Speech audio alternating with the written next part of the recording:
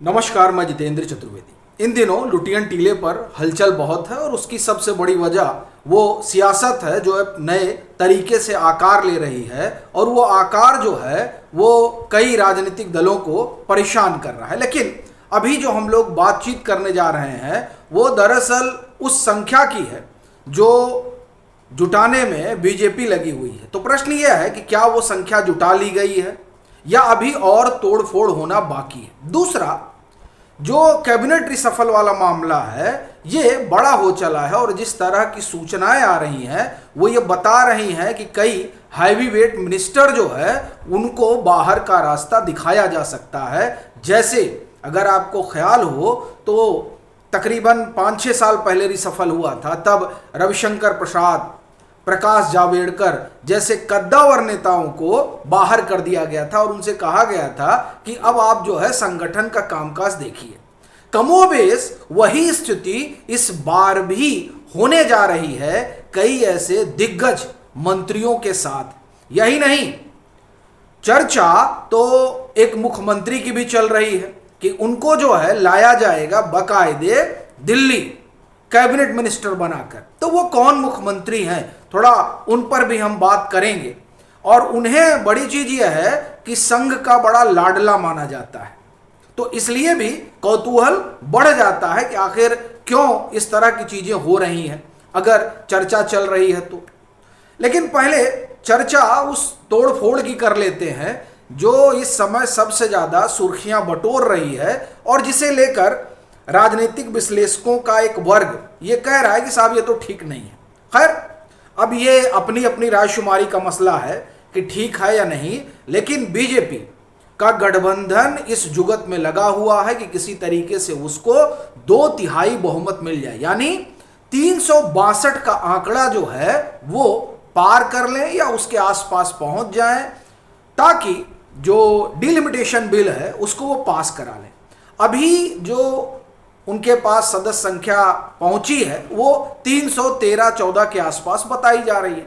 उसमें आप एकनाथ शिंदे वाला भी जोड़ लीजिए, वो जो यूबीटी से भाग के आ रहे हैं, तो 6 वो भी जोड़ लीजिए, तो 320 के आसपास बैठती है। अब सवाल यह है कि मामला 320 से तो नहीं होगा, अभी तो और चाहिए होगा, क्योंकि जो जादुई आंकड़ा है उस जादुई आंकड़े तक पहुंचने के लिए 42 सांसदों की और जरूरत है, तभी ये आंकड़ा जो है वो 362 तक पहुंचेगा। अब ये जो 42 है उस 42 में एक राय जो है वो इस बात को लेकर है कि साहब डीएमके ने तो जिस तरह से मोर्चा खोल रखा है कांग्रेस के खिलाफ, उससे लग रहा है कि वो बीजेपी का समर्थन करेंगे। लेकिन फिर प्रश्न ये उठता है कि उसकी अपनी भी राजनीति है, वो जिस सूबे में और जिस द्रविड़ पॉलिटिक्स को आगे लेकर चल रहे हैं वो द्रविड़ पॉलिटिक्स उन्हें इस बात की इजाजत नहीं देगी कि वो बीजेपी के साथ खड़े हो, पहली बात। और अगर वो खड़े होंगे तो उनके लिए राजनीतिक तौर पर बड़ा भारी नुकसान हो जाएगा।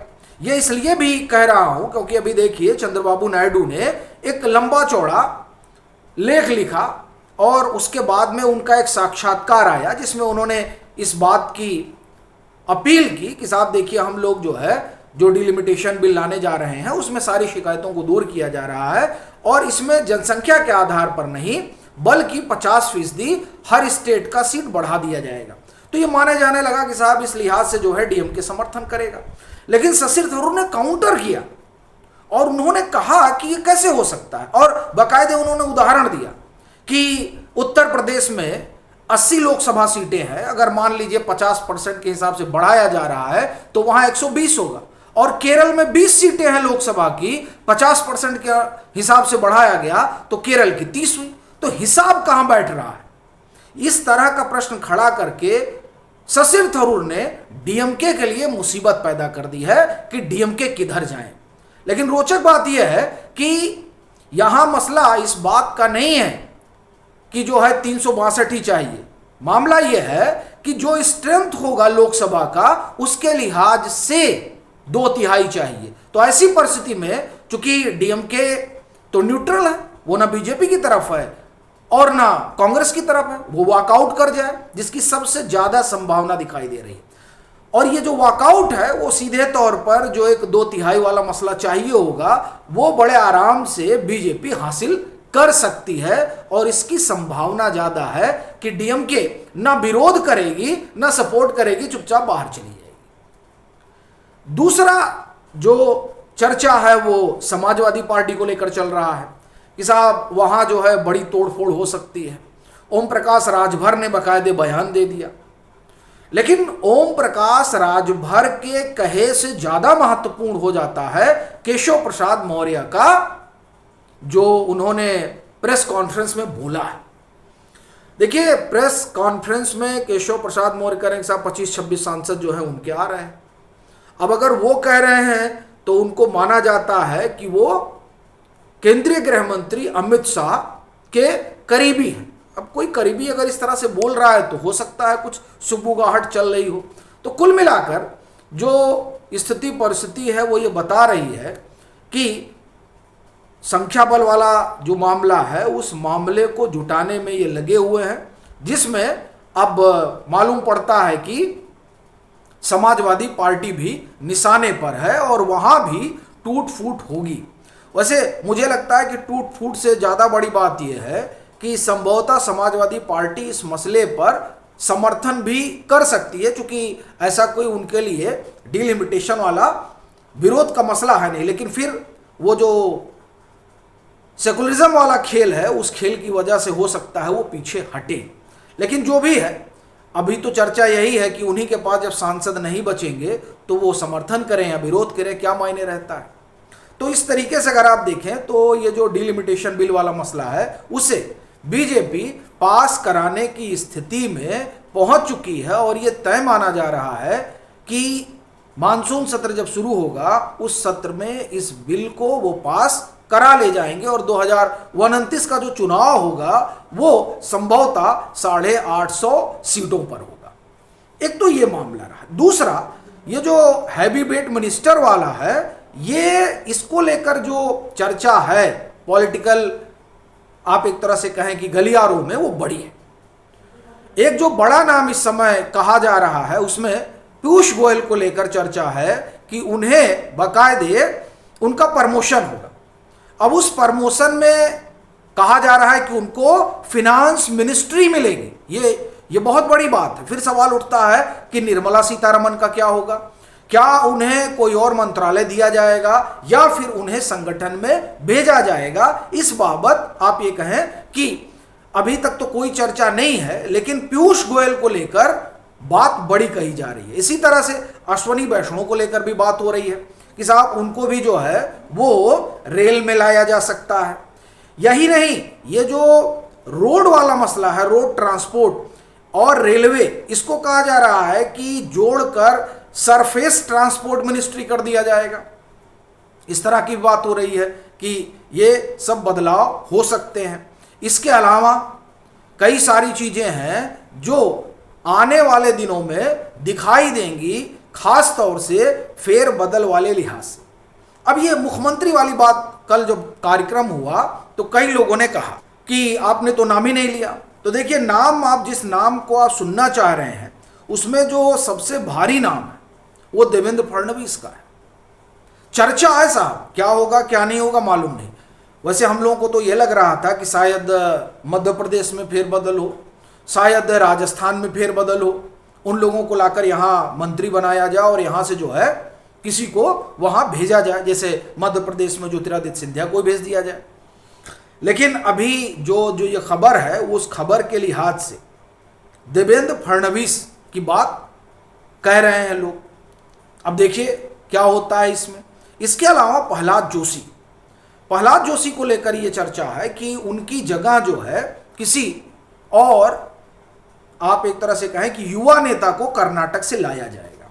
मैं आगे बढ़ूं उससे पहले एक बात बड़ी स्पष्ट समझिए कि अगर देवेंद्र फडणवीस को लाया जा रहा है तो महाराष्ट्र कोटे से किसको हटाया जा रहा है, इस पर ज्यादा दिमाग लगाइए, क्योंकि असली कहानी और खेल यही है।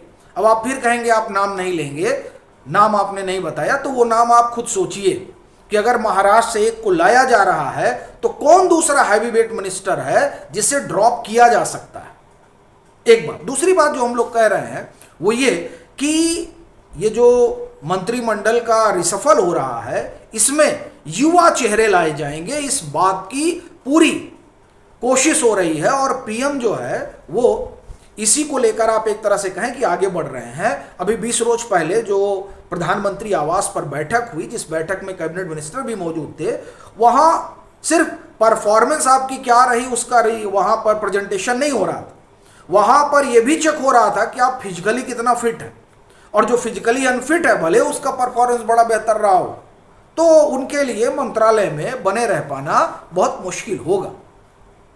ये बातें आप एक तरह से कहें कि सीधे चर्चा में है।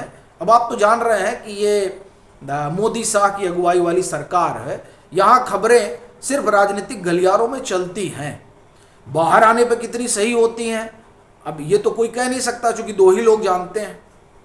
लेकिन फिर भी एक बात तो बड़ी साफ है नितिन नवीन की वजह से, क्योंकि नितिन नवीन आप एक तरह से कहें कि नई भाजपा खड़ी करने की जो तैयारी है, उस तैयारी में अगर आप देखें तो नितिन नवीन को आप पाएंगे कि वो चौथी पीढ़ी के नेता है। चौथी पीढ़ी यानी पहले आप देखिए अटल अडवाणी हो गए, ठीक है, उसके बाद में आप चले आइए मोदी साहब पे, फिर तीसरी पीढ़ी में तो ये आते हैं ना, धर्मेंद्र प्रधान हो गए, भूपेंद्र यादव हो गए, मनोज सिन्हा हो गए, ये लोग तीसरी पीढ़ी में आते हैं। सबको साइड करके सीधे चौथी पीढ़ी पर आ गई बीजेपी। तो इसका मतलब यह है कि वो एकदम युवा अपना संगठन गढ़ना चाहती है, खड़ा करना चाहती है, और उसका एक कारण यह भी है जंजी वाला भी मसला है। जंजी को लेकर बीजेपी सजग है और वो समझ रही है कि ये हो सकता है बैकफायर करे, तो उस लिहाज से अपना जो संगठन हो, अपनी जो सरकार हो,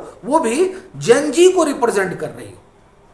तो इस नजरिए से अगर आप देखें तो ये जो पूरा मंत्रिमंडल है, इस मंत्रिमंडल में कई युवा चेहरे देखने को मिलेंगे। कहा यह भी जा रहा है कि संजीव बालियान की भी एंट्री हो सकती है। उत्तर प्रदेश में चुनाव है तो उस चुनाव के मद्देनजर हो सकता है। हरीश द्विवेदी की भी चर्चा चल रही है। देखिए क्या है कि जब रिसफल होना होता है तो कई सारी चर्चाएं चलती हैं।